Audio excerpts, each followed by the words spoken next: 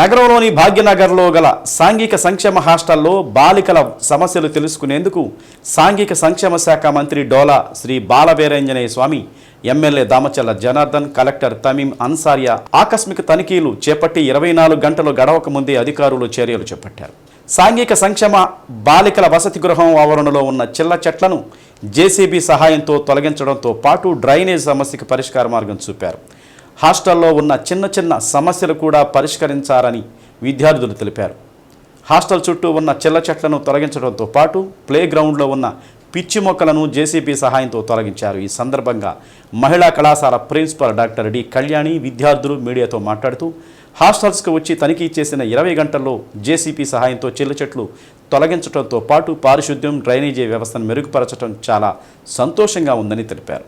సాంఘిక సంక్షేమ శాఖ మంత్రి డోలా బాలవీరాంజనేయ స్వామి, ఎమ్మెల్యే దామచర్ల జనార్దన్, కలెక్టర్ తమీం అన్సారియాలకు కృతజ్ఞతలు తెలిపారు.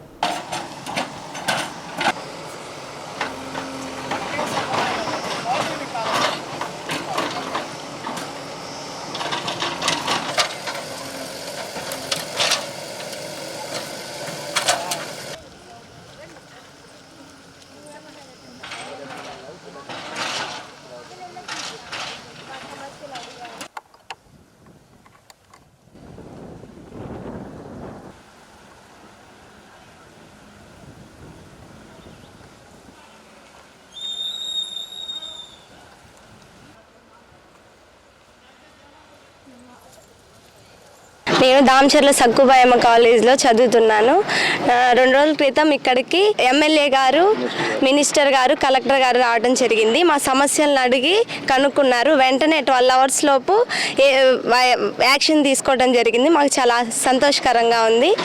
మా సమస్యలు ఫుడ్ విషయం ఏమేంటి అన్నీ అడిగారు, మేము చెప్పాము. వాటి గురించి తెలుసుకొని వెంటనే యాక్షన్ తీసుకొని ఇలా చేయటం ఎంతో ఆనందంగా మేము చాలా హ్యాపీగా ఫీల్ అవుతున్నాం. SW2 హాస్టల్లో నేను ఉంటున్నాను.